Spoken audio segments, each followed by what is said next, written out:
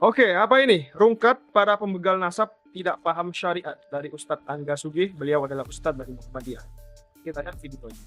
Yang nggak paham sama syariat itu Ya. bilangnya zaman sekarang tinggal tes DNA kita sudah tahu orang ini keturunan siapa. Iya. Oke, Nih, lanjut. tidak semua pembuktian saintifik itu bisa diakomodir oleh syariat. Contoh misalkan perkara yang lebih jelas daripada tes DNA. Apa? Tes pack. Tes pack itu akurasinya 99% lebih. Iya kan? Setelah diuji kemudian ada strip hamil atau tidak hamil, itu bisa dilakukan cek kedua lebih pasti lagi lewat USG. Itu kan bisa lebih pasti lagi apakah ada rahimnya isi atau tidak. Apakah karena ada USG, karena ada tes pack, kemudian cewek ini kalau dia bercerai dari suaminya atau ditinggal mati suaminya, dia nggak usah nunggu iddah. Salah satu hikmahnya iddah itu agar mengetahui, memastikan kekosongan si perempuan dari janin. Betul. Sekarang kekosongan itu sudah bisa dipastikan dengan tes pack atau WSG. Apakah ini sekarang udah ada tes pack, udah ada WSG, perempuan yang cerai dari suaminya atau ditinggal mati oleh suaminya, tinggal tes pack, gak usah iddah, bisa langsung kawin lagi. Bisa nggak kayak gitu? Nggak bisa. Ini syariat. Syariat itu harus dipahami sama orang yang ngerti syariat. Dari atasnya dulu tuh.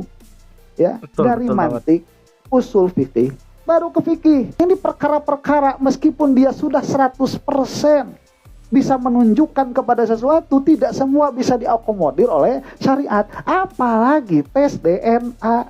Yang mana tes DNA itu menurut ahlinya pun masih berdebat, datanya pun tidak valid. Gimana kita mau misalkan ini kelompok dari negara Arab, padahal negara Arabnya aja baru ada 100 tahun kemarin, iya kan? Dan kita tahu di situ orang-orang zuriyahnya Rasulullah SAW itu diusir dari Arab Saudi. Kita tahu kok ada sejarahnya kok. Ini kok ngaku zuriyahnya Rasul, kok nggak ada negara-negara Arabnya, haplogrupnya. Alah kamu, ngomongin haplogrup itu tanyain sama orang yang ahli DNA sendiri.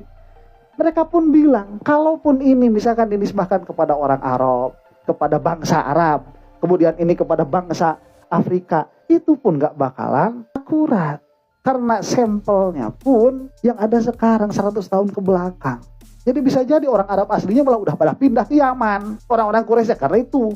Ya, apalagi ada si Wahaboy itu. Nah itu tuh, orang yang gak Luar biasa. Kecerdasan Ustadz Angga Sugih, Ustadz Muhammadiyah ini teman-teman ya.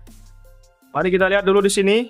Dagelan kok diseriusi, Spider-Man di tes DNA. Jawa Tengah itu ya, orang Sunda, orang Jawa itu paling senang sama kisah-kisah karomah. Makanya pendekarnya pun itu punya kekuatan supernatural, tapi bukan dengan teknologi, dengan wirid. Bapak Irama itu kan pernah dibelenggu pakai pakai rantai, nggak dikasih makan, nggak dikasih minum, tapi dengan zikir Allahu Akbar runtuh kan. Mereka punya super power dengan teknologi. Seancur-ancurnya Spider-Man itu harus punya DNA laba-laba dulu ya. Spider-Man itu nanti kalau dicek DNA-nya itu ini Spider-Man kalau dicek DNA-nya ini kemana nyambungnya ini? Kenapa? Apakah masih nyambung sama bapaknya apa enggak? Iya, Ya. benar. Gak ngerti juga. Coba gimana nih Spider-Man? Coba Kang Iman. Ini Spider-Man kalau dites DNA ternyata nyambung DNA-nya itu ke laba-laba. Apakah harus ditetapkan itu sebagai anak laba-laba atau masih tetap sebagai anak bapaknya? Bapaknya siapa? Gak ada, soalnya gak ada pamannya. Iya. Siapa itu? Uncle Ben. Aduh, Imad. Jawa Tengah itu ya, orang Sunda. Ya, luar biasa ya. Aduh, mari kita lihat video selanjutnya di sini. Nah, kemarin ada kejadian nih apa? Roma Irama diangkat sebagai wali. Iya tuh, sama si Imad. Roma Irama ini adalah wali dari wali-wali Allah. Untuk saat ini saya sepakat. Perkataan Imad yang benar baru yang ini.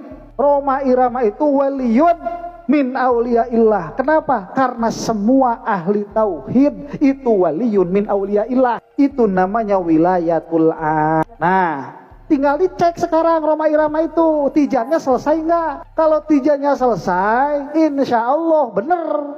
Kayak santri-santri semuanya wali, jadi nggak istimewa juga, ya, biasa aja.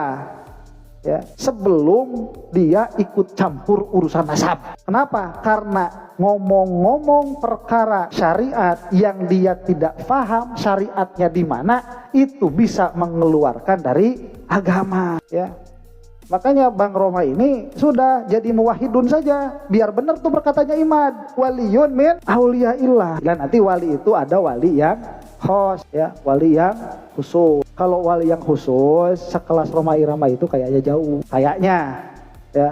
Soalnya kenapa? Ya soalnya banyak masalah, banyak masalah. Jadi wali itu ketat, ya. Kalau walinya wali khos, kalau wali khos itu ketat. Bang Roma ini masalahnya banyak.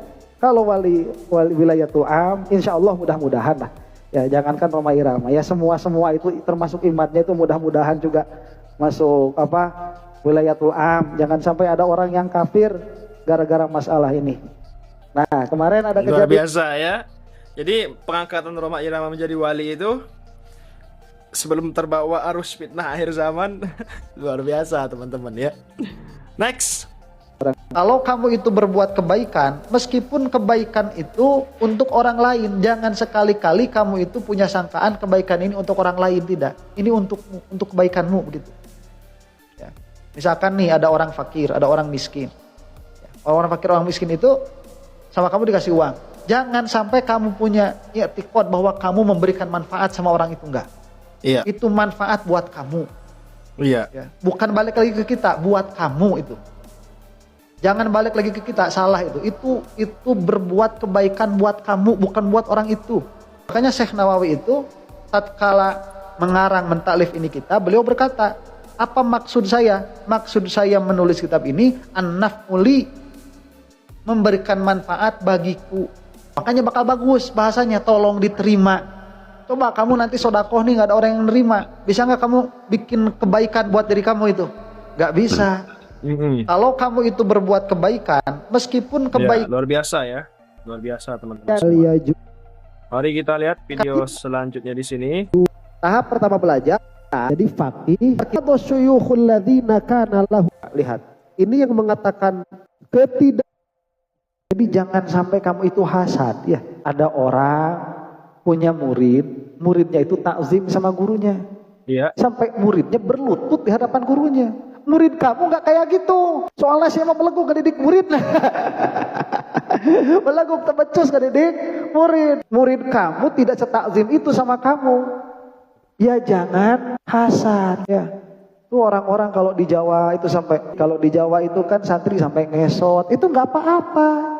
Jangan karena kamu nggak punya murid kayak gitu, terus kamu hasad. Oh itu tidak boleh, bid'ah syirik. Iya tuh ngaji hadis. Yang bilang-bilang itu bid'ah itu pemikirannya cepek. Makanya si Wahabi itu cepek-cepek pemikirannya. Bilangnya aja kembali kepada Quran, kembali kepada hadis. Mereka itu paling nggak tahu Quran, paling nggak tahu hadis.